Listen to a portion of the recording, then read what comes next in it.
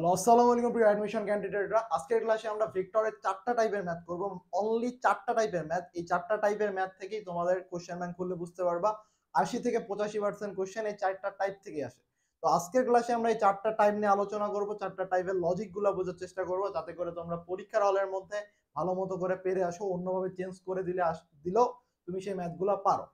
তো আসো আমরা 4টা টাইপ সম্পর্কে আলোচনা করি। প্রথম যে ইম্পর্টেন্ট টাইপ সেটা হলো যে হচ্ছে ডট গুণফলের টাইপ। টাইপ হলো ডট গুণফল। তো তোমাকে আস্ক করবে এরকম একটা ভেক্টর দেওয়া আছে এবং ভি একটা ভেক্টর দেওয়া আছে। তোমাকে বললো এই ভেক্টর দ্বয় পরস্পর লম্ব হলে যে কোনো একটা মান দেওয়া আছে এ। তো এই এ এর ভ্যালু কত, এ এর ভ্যালু কত হবে, এটা কিভাবে বের করতে পারো? তো দুইটা ভেক্টর ধরো এ একটা ভেক্টর, এখানে দেওয়া আছে এ একটা ভেক্টর হচ্ছে 2i প্লাস 2j প্লাস কে, এবং বি একটা ভেক্টর দেওয়া আছে ai প্লাস জে। এই যে দুইটা ভেক্টর, এই দুইটা ভেক্টর তখনই লম্ব হবে যখন এদের ডট গুণফল হবে শূন্য। এদের ডট গুণফল হবে শূন্য, তাহলে এ ডট বি ইকুয়াল 0 হলে এই ভেক্টরটা হবে লম্ব। এখন ডট গুণফল আমরা কেমনে করতে পারি দেখো, 2i প্লাস 2j প্লাস কে। অনেকের হয়তো বা এই জায়গাটা কনফিউশন আছে ডট গুণফল কিভাবে করতে পারি, অনেকের আবার নাই। যাদের নাই তোমরা একটু কাটে ভিডিওটা দেখতে পারো, আর যাদের কনফিউশন আছে তাদের জন্য উপকৃত যাতে হয় এজন্য হচ্ছে আমি তোমাদের ডট গুণফল সহ দেখাই দিচ্ছি ai প্লাস জে। এখন দেখো যে আমরা ডট গুণফল কিভাবে করতে পারি। এই আই এর সাথে এই আই গুণ করবা, এই আই এর সাথে আই গুণ করবা, তো আই ডট আই ইকুয়াল কিন্তু হচ্ছে 1, আই ডট আই ইকুয়াল 1, তার মানে 2i এবং ai গুণ করলে হবে 2। এরপর দেখো এই জে এর সাথে এই জে এর গুণ, এই জে এর সাথে এই জে এর গুণ, এই জে এর সাথে কিন্তু এই পাশে যদি কে থাকে তার সাথে গুণ হবে না, এই আই এর সাথে কিন্তু জে এর গুণ হবে না, কারণ হচ্ছে আই ডট জে ইকুয়াল হচ্ছে 0। তো ওটার মান আর লেখার কোনো দরকার নেই। এখানে 2j A I 2j into J, তাহলে তার মানে হচ্ছে যে 2a প্লাস 2। দেখো কে এর এখানে কোনো ভ্যালু আছে নাই, তার মানে যে 0 কে ছিল, তো কে ইন্টু 0 তার মানে ওটা 0ই হবে। তো আমরা বলতেছি এখানে বলা আছে যে ভেক্টর দ্বয় লম্ব, তার মানে কি এদের ডট গুণফল যে 2a প্লাস 2 এটা ইকুয়াল হবে 0, এটা ইকুয়াল হবে 0, তার মানে a ইকুয়াল হচ্ছে আমার -1। অ্যান্সার হলো যে a ইকুয়াল -1 হলে ভেক্টর দ্বয় পরস্পর লম্ব হবে, a ইকুয়াল -1 হলে ভেক্টর দ্বয় পরস্পর লম্ব হবে। এখন আমরা যদি নেক্সট কোশ্চেনে যাই, নেক্সট কোশ্চেনে বলছে ভেক্টর দ্বয়ের সমষ্টি ও পার্থক্য সমান হলে মধ্যবর্তী কোণ কত। ভেক্টর দ্বয়ের সমষ্টি, কোশ্চেনটা বুঝো, ভেক্টর দ্বয়ের সমষ্টি তার মানে দুইটা ভেক্টর আছে a প্লাস বি, এদের হচ্ছে সমষ্টি, এবং পার্থক্য সমান হলে, পার্থক্য হচ্ছে a মাইনাস বি। দুইটা ভেক্টরের পার্থক্য কি, a মাইনাস বি, দুইটা ভেক্টরের সমষ্টি a প্লাস বি, এটা বলছে সমান হলে ভেক্টর দ্বয়ের মধ্যবর্তী কোণ কত। তো এটা একটা মুখস্থ টাইপ, তুমি মনে রাখতে পারো এইভাবে যে ভেক্টর দ্বয় যদি সমষ্টি ও পার্থক্য সমান হয় তাহলে মধ্যবর্তী কোণ হবে 90 ডিগ্রি। তো কিভাবে হয় এটাও যদি আমরা দেখতে চাই, তো আমরা জানি a প্লাস বি যদি দুইটা ভেক্টরের যোগফল করো সেটা হবে আমার a square plus B square plus 2ab cos alpha. এই পাশে হবে a square plus B square minus 2ab cos alpha. তো এই a square B square a square B square বাদ, তো এই পাশে থাকে হচ্ছে 4ab, এই পাশে নিয়ে আসলে 4ab cos আলফা ইকুয়াল 0, তার মানে cos alpha equal 0, alpha equal 90 degree. এই তো আলফা ইকুয়াল আসলো আমার 90 ডিগ্রি। এখন আসি পরের কোশ্চেনে, বলছে a plus B plus C equal 0 হলে a cross B cross C equal what, যেখানে a এর ভ্যালু হচ্ছে 3, বি এর ভ্যালু হচ্ছে 4, সি এর ভ্যালু হচ্ছে 5।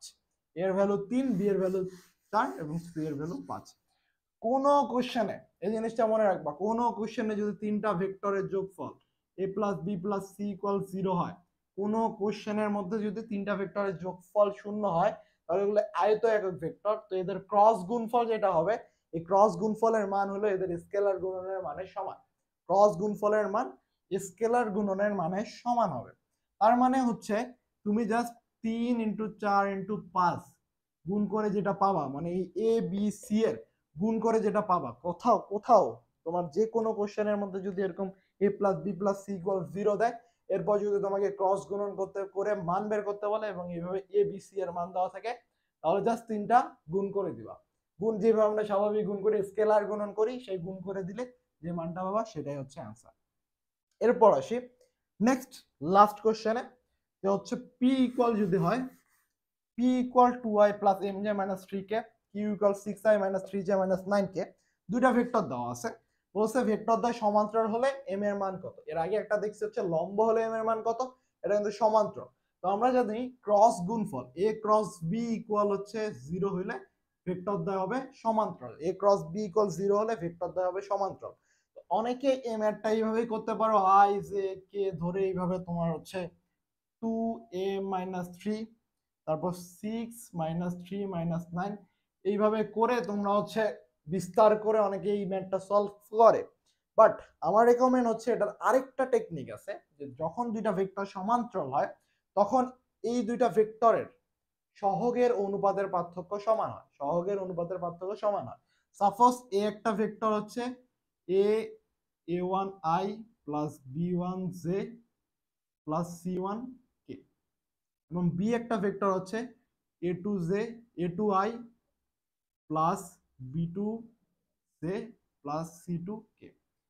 আমি বললাম যে দুইটা ভেক্টর যদি সমান্তরাল হয় তাহলে তাদের সহগের অনুপাত সমান হয়। খাতার মধ্যে লিখে রাখো, দুইটা ভেক্টর যদি সমান্তরাল হয় তাহলে তাদের সহগের অনুপাত সমান হয়।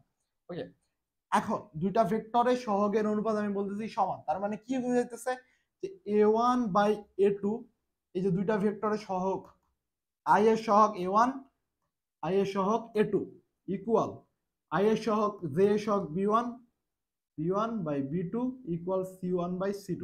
এটা তখনই হবে যদি এবং কেবল যদি দুইটা ভেক্টর সমান্তরাল হয়, যদি এবং কেবল যদি দুইটা ভেক্টর সমান্তরাল হয়।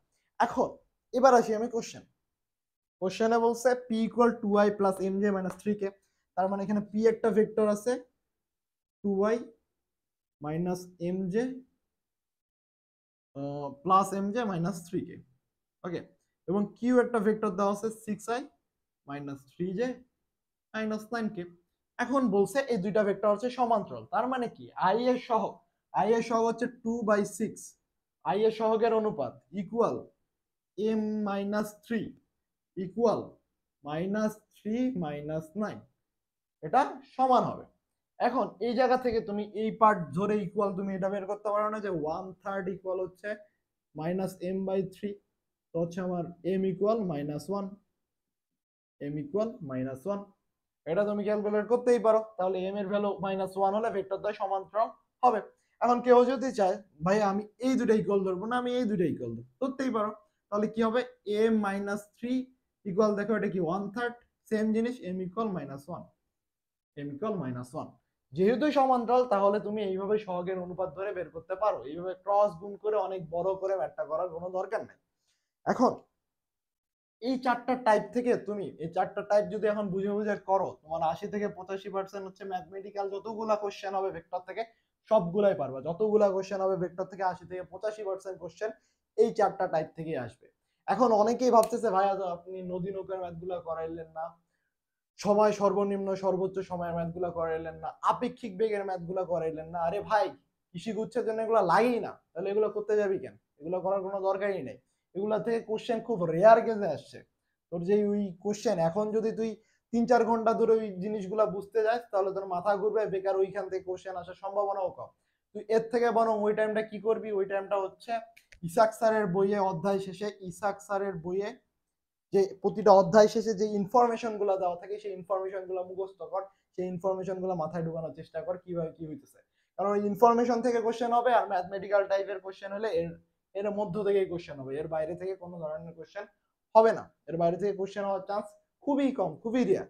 তো এই মুহূর্তে এসে তোরে ওই সব পড়তে হবে না, তোর ওই যে নদী নৌকার বড় বড় ম্যাথ করতে হবে না তোকে। এখন বসে বসে বড় বড় টপিক মুখস্থ করার দরকার নেই, 14-15 ঘন্টার ক্লাসও করার দরকার নেই একটা অধ্যায়ের জন্য, বা এত বেশি বড় বড় ক্লাস করার কোনো প্রয়োজনই নেই। এখন সময় হলো তোর নিজে প্র্যাকটিস করার, নিজে নিজে বেশি যত বেশি প্র্যাকটিস করবি তো তত লাভ, তুই যত বেশি প্র্যাকটিস করবি তত লাভ। তো এখন তুই প্র্যাকটিস করবি, বেশি বেশি করে এক্সাম দিবি, প্র্যাকটিস করবি আর এক্সাম দিবি। তোদের মধ্যে যারা আমার এক্সামেতে ভর্তি হতে চাস ভর্তি হতে পারিস, ভর্তি বলতে ফ্রি এক্সাম নিতেছি। তো ফ্রি এক্সামের জন্য 31 তারিখ মানে কালকে থেকে হচ্ছে আমাদের ফ্রি এক্সাম শুরু হবে। রুটিন অনুযায়ী চাইলে রুটিন অনুযায়ী কভার করতে পারিস, অথবা নিজে অন্য জায়গায় কোথাও ভর্তি থাকলে সেখানে পরীক্ষা দে, বাট যেখানেই থাক ভাই পরীক্ষা দেয় নিজের ইমপ্রুভমেন্টটা ক্যালকুলেট করা শুরু কর, যে তো নিজের ডেইলি বেসিসে ইমপ্রুভ হইতেছে কিনা। তুই একটা অধ্যায় পড়ার আগেও পাইছস 10, পড়ার পরেও পাইছস 10, তার মানে সেই অধ্যায় তোর পড়ে কোনো লাভ হয় নাই। তো ইফেক্টিভলি পড়াশোনা কর, কোশ্চেন ব্যাংক সলভ করবি, আর ভালো মতো এই টাইপগুলো ধরে পড়বি। শেষ।